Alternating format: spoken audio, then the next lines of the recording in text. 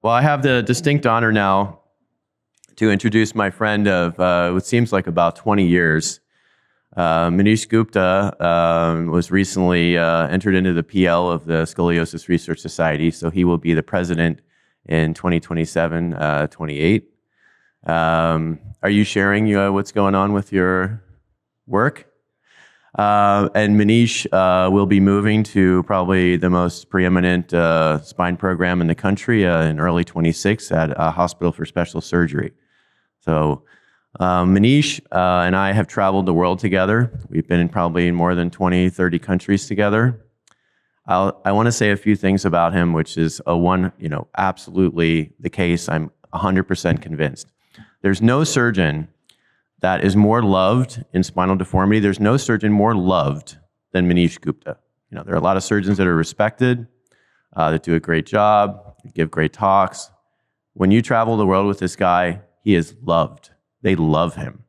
Every surgeon, and you can go anywhere from Peru, Argentina, Vienna, Austria, even it goes to Russia. They love him everywhere. They rush up to him. Their eyes are filled with love. He is the most loved deformity surgeon in the world. And of all the surgeons, he's the one that they most want to operate with. Everywhere I go, they're like, remember when we did that case together? He's operated all over the world with all these surgeons who just love him and want to spend time with him, operate with him, learn from him. He's a mentor to probably hundreds of surgeons around the world. He's an incredible surgeon and just such a great guy. And I'm so thankful for your friendship over the years.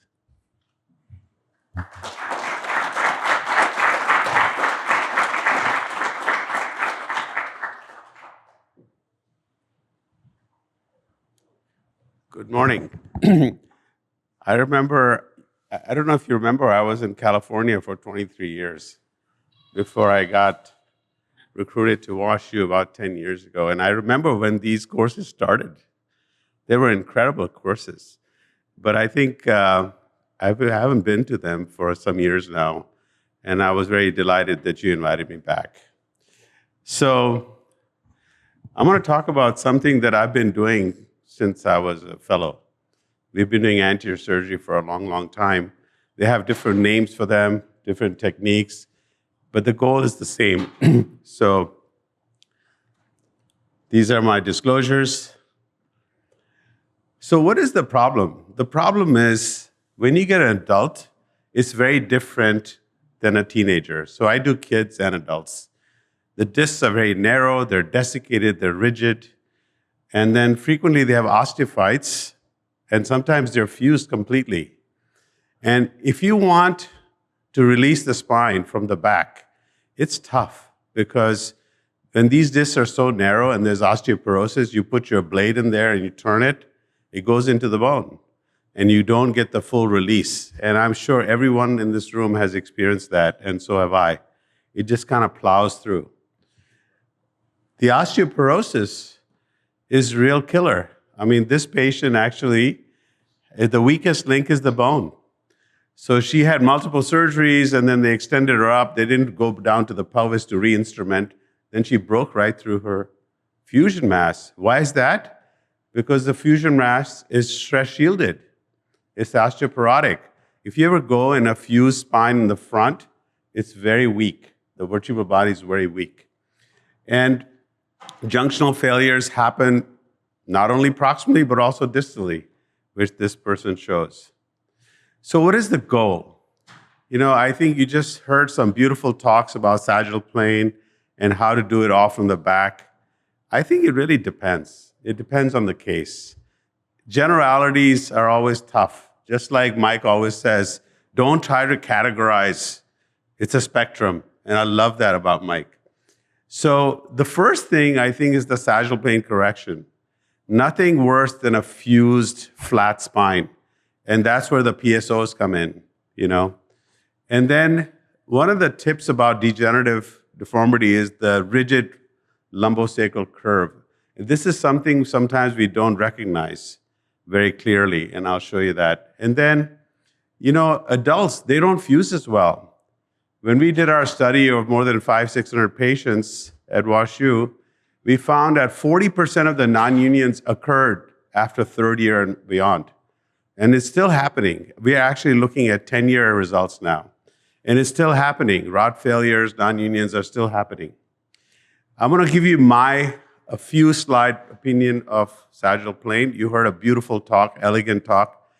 But GAP was the first to really tell us about the lumbar distribution and the PLL mismatch, the importance of having low lumbar lordosis. So it's not the lordosis, it's the low lumbar lordosis that's important, the distribution. And sometimes if you just do SVA, you can be fooled, so you have to get the global spine alignment. And then age is always a factor. And we actually tested that in the population of WashU, and we found it to be correct. But things are getting better. We're always improving. I like this picture a lot. I know that Mike talked about low lumbar lordosis and how that's more than the lumbar lordosis in general. But if you really think about this, if you set the low lumbar lordosis, your upper lumbar curve should be similar to the lower thoracic curve. And then the upper thoracic curve should be complementary to the cervical spine. So if you think, let's say somebody comes in without knowing too much, you look at the pelvic incidence and start to build from the bottom, get the good low lumbar lordosis, and then with a building block, add up. And you should end up in the straight line. So we published this a while ago in 2019 because we found that there was a discordance between thoracic and thoracolumbar junction and pelvic parameters. And we found it was completely independent. So we found that where you put L1 mattered. If you put L1 behind, you get more PJK. So we figured that out a while ago, but we didn't do it as elegantly as Mike did. And Mike, with Jeff Hills, did this paper on T4L1PA, and I think it's amazing, right? It's great. And I think now we not only have the pelvis, we have the lumbar spine, the thoracolumbar junction, but now the thoracic spine. And the next thing we're going to look at is the upper thoracic spine. We just heard some comments about SIG talking about you got to go to T1 or T2, but this is something we haven't figured out as well. And what they found was, depending on how your malalignment was, you get the problem with mechanical problems and PJK. So that L1, T4L1PA axis is super important. Now you have thoracic, thoracolumbar junction, lumbar spine, and pelvis all in harmony. So what I'm going to talk about today is not the cases you just saw. I'm talking about the class 3. I'm an MIS surgeon, but it's actually maximally invasive surgeon. So this was a classification published. I'm talking about people that are like more than 6 centimeters off, huge mismatch, huge thoracic kyphosis, or the whole thing is malaligned. That's what I'm talking about. I'm not talking about the flexible people. So why do I do front? When do I do an anterior? I think large, rigid curves. I eliminated a lot of the adult deformity because it's more degenerative. But anytime you have kyphosis at the thoracolumbar junction or the lumbar spine, think about the front. And I remember 5 years ago, Lionel invited me to this Hawaii meeting, and it was COVID, and I was in my office, sadly, giving that talk. And I said something like, half the spine is in the front, you know. And he goes, yeah, you're right. Half the spine is in the front. So if the spine is really rigid, 360, you're releasing only half of it. You're not releasing the whole of it. And then the rigid fractional lumbosacral curve. And if you really need good low lumbar lordosis, you can do a PSO, but you'll get a kink spine. You won't get a harmonious spine. So what is the best approach? Well, I think you have to first analyze the patient. Supine radiographs, anybody do supine radiographs? If you haven't done it, try it. It really changes the game. And then add CT scans to it. And then decide what you're going to do for correction. So this is a patient from Louisiana that came to see me, a nurse. Now, when you first look at it, you're like, oh my God, terrible case. You know, she's really bent forward. She can't compensate. You know, she's to the side and forward.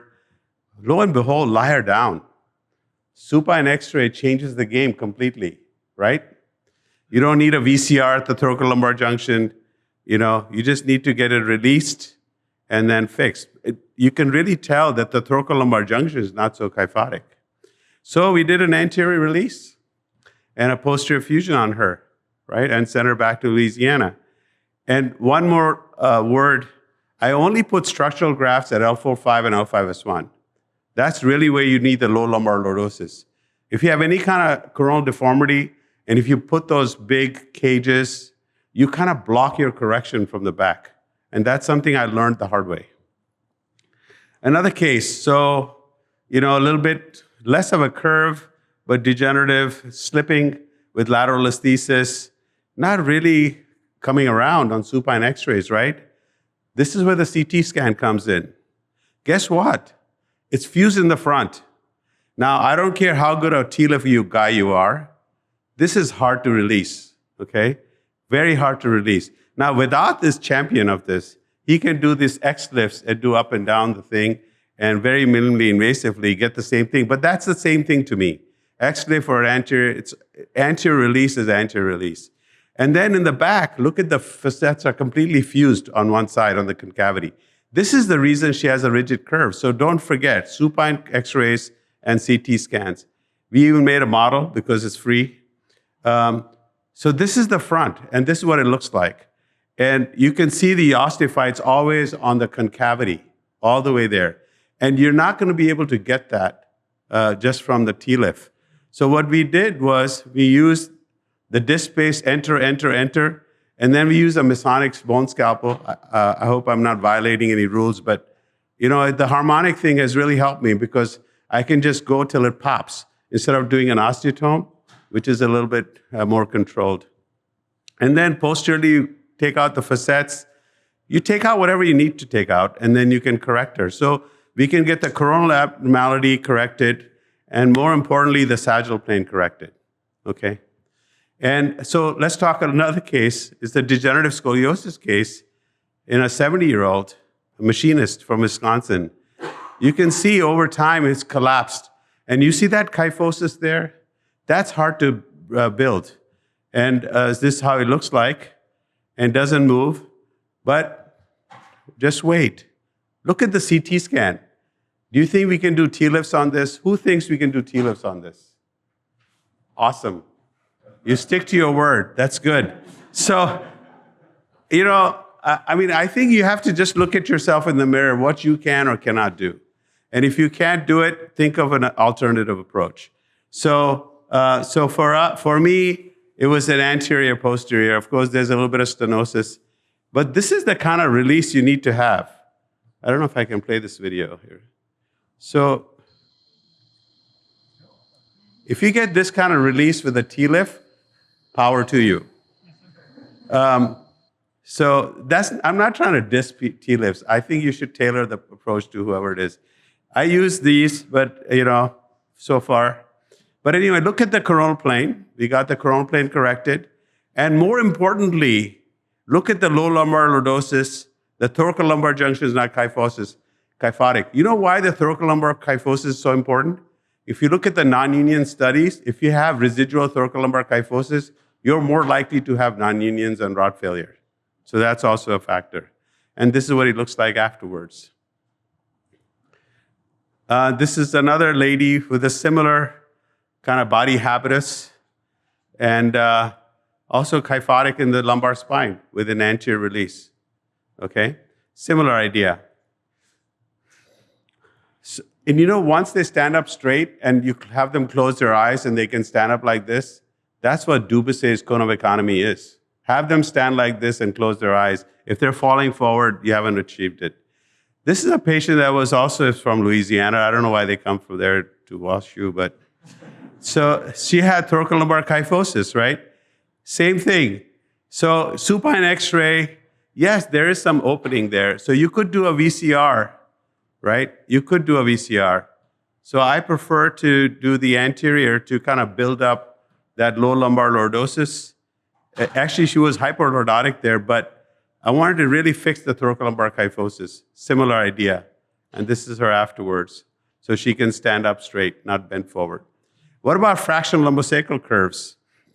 Anytime you go back to your clinic now, look for this. When they're really coronally shifted, it's not the thoracolumbar curve that's doing it.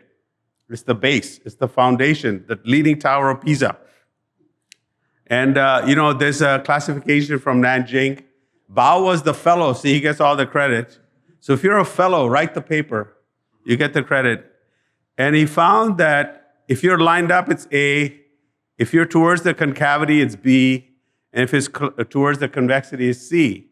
The A's you can screw up. B's are harder to screw up because you're correcting the concavity. C is the worst one because when you correct it, which curve is more flexible? The upper lumbar curve is more flexible. So what happens, you even go further more. And 60% of them remain malaligned to the right. Aleko's actually looked at our series at WashU, and we were also dead wrong 60% of the time. So Ibrahim Obaid adds to it. He's always the smartest guy in the class. So he also added some parts of this. And similar idea, concave versus convex. And I'm not going to go through all the details, but look at his paper. So the take-home message is that if you're towards the convexity, make sure you pay attention to the fractional lumbosacral curve. And we wrote the same thing through ISSG. And so this is what she looks like. Supine doesn't bend. So we were able to release and then get her corrected in the coronal sagittal plane. It's not a perfect one, so I'm not proud of it. So what are the advantages of anterior? I think it makes correction easier. It decreases non-union rate. And the structural grafts really help build the low lumbar lordosis. Very important. There are problems, like everything else. Longer OR time, additional approach morbidity, weakness of the abdominal wall. You can have vascular injuries, and I've seen them pretty much. And DVTs, there's an increased incidence. So Alekos, I had to put something for you, but so he did a paper because he saw all these patients coming in the clinic, and he said, they're doing pretty well. Why is everybody poo-pooing the anterior approach? I'm like, well, study it. If you write it, it's better than me writing it. So he wrote about it, and he found that he did a lot of questionnaires and analysis, and it wasn't as bad as people thought it was. They were still having some bulging, some pain, and cosmetically they didn't like it sometimes, but majority of the time, if their spine was good, they were quite happy. So this is one of the first reports after all the reports that were killing. So in summary, I think anteriors are great for large rigid curves, and especially rigid osteoporotic curves. It's easier to release. Remember the kyphosis of the thoracolumbar junction, lumbar spine, rigid flexural lumbosacral curve, and then also when you need a lot of low lumbar lordosis correction. Thank you so much.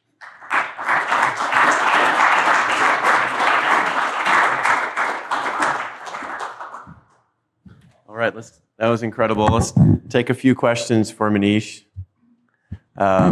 Your experience is just amazing, and I know you've always been a proponent of the anterior approach. Talk to us a little bit about your tips for releasing the fractional curve. Like, is it a standard? It's more than just a standard A-lift sometimes when there are osteophytes, and how do you get out there laterally to safely do that? So I think studying the spine is important. So before you go in the front, make sure you look at the facet joints. If the facet joints are fused, guess what's going to happen? You're going to cut the disc, and you put that distractor, and you're going to plow right through, and you're going to break a body. How I know? I've done it. So I try to pay attention to the CT scan pre-op. Second, really study where the osteophytes are, and if they're like just kissing, that's one thing, but if they're completely ankylosed, that's another. So if they're ankylosed, I make sure that I have this long wand scalpel. So how do you get there without cutting through the bone because it's so deformed? What you do is you find the annulus, you get into the annulus, you find the line, and then through that line, you just keep going down with the scalpel. And once you pop, then you can put granted your facets are not fused, you put your distractor, and you can use the British, which, everybody knows, or you can use one of those disc replacement spreaders because they have a broad base. So you're not going to plow into the bone. It was pointed out to me that I completely ignored my brother had a question. Yeah, sorry. Yeah. I'm not sure if everybody knows, Munish is being the second time honor speaker to our course, so he was also honor speaker before, and I just want to know how he was loved by the spine community. Like you mentioned, I really like to do anterior, you know, the ALIF versus transvaal surgeries, and it's very powerful. And we've been using the custom rods, and what we realized that over time, actually, custom rod is quite helpful to prevent the overcorrection. Like you mentioned, if you correct too much, the L1PA goes backward and then higher is taken. What do you think about the custom rods? And the second part is that how do you prevent, like, you know, what are the intraoperative, like, you know, tools that you can use to kind of confirm your plan correction? Good question. So I was joking about this yesterday. I do use custom rods. They're custom built in the operating room. No, just kidding. But anyway, so I have no problem with people using whatever rods they want to use. Okay? The goal is important. And I think if it helps you get there, and you know, it's great. The thing that I can tell you is that what I've learned over time is that getting a nice x-ray in the OR to look at the low lumbar lordosis and the lordosis, because getting the whole sagittal plane and mapping T4L1P is tough because you can't see sometimes. But with the new DRX x-rays, they're amazing. So the other point is if you're going to stop anywhere in the thoracolumbar junction, make sure you remember the arch picture. Make sure you build that upper arch in the upper lumbar spine so you have a harmonious, because I remember doing, you know, I've learned a lot from my own mistakes. The rod was like this and they were falling forward. So if you bend the rod into the low lumbar, low thoracic kyphosis, it protects a lot. So I have no problems with custom rods. I think they're great. Whatever helps you get to the target, doesn't matter. Yeah, right. And Rajiv, go ahead. Thank you for being here and also giving me the insight beauty of the anterior spine. We just sort of talked about T-lifts. He only does it at L5S1. In your pictures, in your x-rays, you don't always do A-lifts at L5S1. Can you tell us when you don't do it? Yeah. So it's a great question because most of the time I'm doing, you know, a lot of these I can just do from the back. These are the unusual cases that you can't do it from the back. So when I'm doing like a very rigid curve that needs a lot of release from the front, then the one thing that's a little bit harder is to go down to 5-1 because you have to take the iliolumbar. Sometimes you have to go between whatever. And so I skip it. And one of the reasons I skip it is because, you know, if I do a T-lift there from the back, I'm taking a lot of bone to do the T-lift. So I rely on this experimental thing that we have, the bone, and I've put a lot of bone at 5-1. But it's a controversial subject because I still have rod failures at 5-1. Rajiv, you have a last question. So Nish, I would hazard a guess that your x-rays, you have some of the most beautiful x-rays any of the spinal cord research, I guess you would agree with that. But yet we're looking at a scenario where on a Medicare patient, we're losing money. Even though your outcomes are going to be the best at the end because you're doing a more complete, thorough surgery for these rigid curves. How do we address this conundrum as a field? Who is losing money? Who is losing money? Well, the hospital is losing money. Somebody's got to pay for all this, right, Lane? So we got to do the right thing for the patient to make the patient happy. That's why we're all sitting here. Does that include like CT scan and the MRI and all of the? I mean, the whole care package, right? But the way that Munish is doing it, for example, with these rigid curves, is providing the best correction with the highest fusion rate and the happiest patients. So we have to prove that in this scenario of trying to help them. You know, the audience is bad. It's like playing the flute to the buffalo. They don't want to listen to this. I did my MBA. All they worry about is dollars and cents. So it's a tough thing to talk about. Unless we get a grassroots movement from patients and physicians and say, this is what we really need, that's the only way to convince them. Otherwise, it's a hard sell. Yeah. Do you worry that you won't be able to offer these operations to patients in the next 10 years? I got Steve Lewis in front of me. Yeah, I think Steve can give a great perspective coming from the Canadian system, but I have a feeling that we live in a great country. We're still very fortunate. We still have a lot of money. And this is probably one of the best countries for healthcare. And I think people drive that, and I think they're going to still demand it. I'm a very positive person in general, as you know. All right. Thanks. Thanks, my friend.